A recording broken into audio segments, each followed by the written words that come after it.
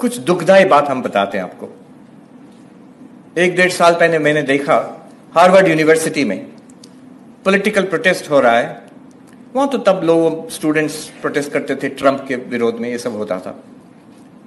एक मैंने देखा कि कई प्रोटेस्ट हुए by Indian students against something in Indian government, कुछ सीए एनआरसी कुछ भी, देयर इन हार्वर्ड यूनिवर्सिटी। तो मैंने उन स्टूडेंट से बात किया, I spoke to them.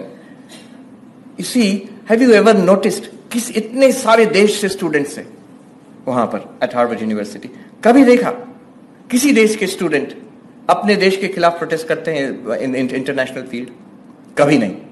I never saw it and they also could not से, हाँ ऐसा तो कभी नहीं देखा। क्या उन सब देशों में कुछ गलत नहीं है? इंडिया से बहुत ज्यादा बुरा हाल है उधर, many many countries much worse.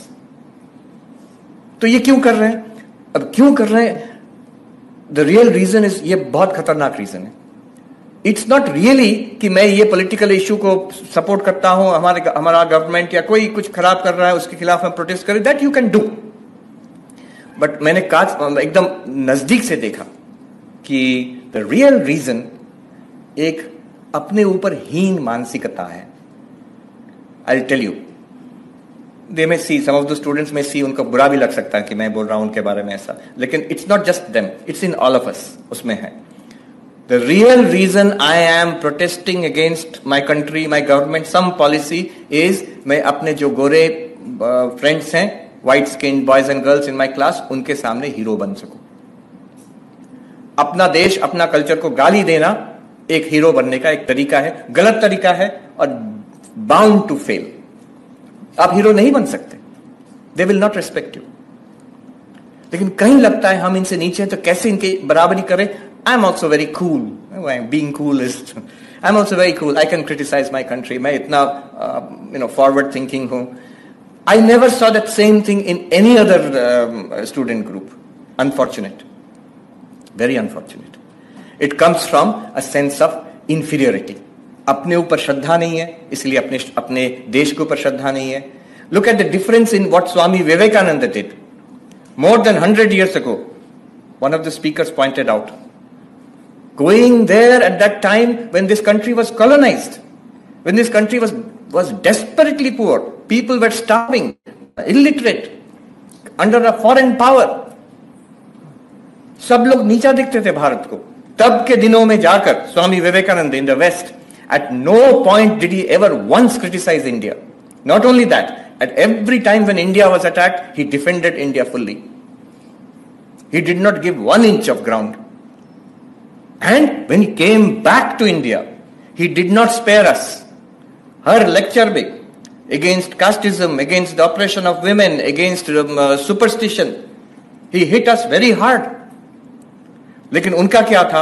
आपको क्रिटिसाइज करेंगे आपके मुंह पर, आपके पीठ पीछे, आपको I will defend you till my death. This was the spirit of Vivekananda. In contrast to that, I am sorry to say, there are students की बात नहीं कर रहा हूं, they are young.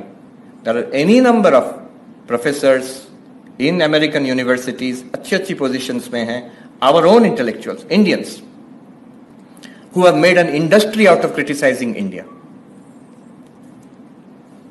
और तो वहां गोरे लोग कंफ्यूज क्यों नहीं होंगे? ये इंडियन प्रोफेसर आके बोल रहे हैं कि इंडिया इतना बुरा है, तो students will be confused. So this is something that it comes from lack of Shraddha. I don't have Shraddha in myself. I cannot have Shraddha in my culture. एक छोटा सा एग्जाम्पल देते हैं आपको। हम पढ़ रहे थे जब at the peak of the COVID, तो यहाँ का सरकार ने they had made an announcement that इतने बजे क्या वो शब्द, शंख बजेंगे, घंटा बजेंगे, बेल बजेंगे, तो ये सब for a few minutes every day to raise the morale of the people and what not. और तब मैं पढ़ रहा था, तब I was in New York. हमारे बुद्धिजीवी जो इधर हैं उस पर हंसी मजाक उड़ा रहा था, ये क्या गंवारपन है, असली काम करो, ये घंटा बजाने से थोड़ी कुछ घंटा होगा। And you know, I was so hurt by this because I was sitting in New York, और हर दिन 6:30 बजे न्यूयॉर्क में, मैनहट्टन में घंटा बजाते थे, बटन बजाते थे, हॉर्न बजाते थे। New York mayor had told them every day at 6:30 PM, जब At that time, COVID infection was at its maximum in the world in New York.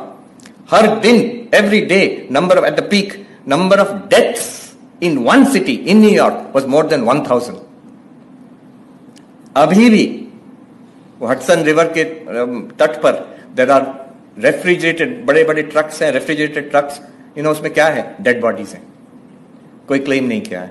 हम लोग को कैसे पता चला? जो ट्रक के मालिक हैं बोले भाई अब तो हमारा ट्रक वापस करो, बॉडीज को जलाओ. At that time, New York mayor had said, अब now my feeling is, people did not know this. हम जब बताए इंडियंस को, उनको पता नहीं था. ऐसा हुआ है.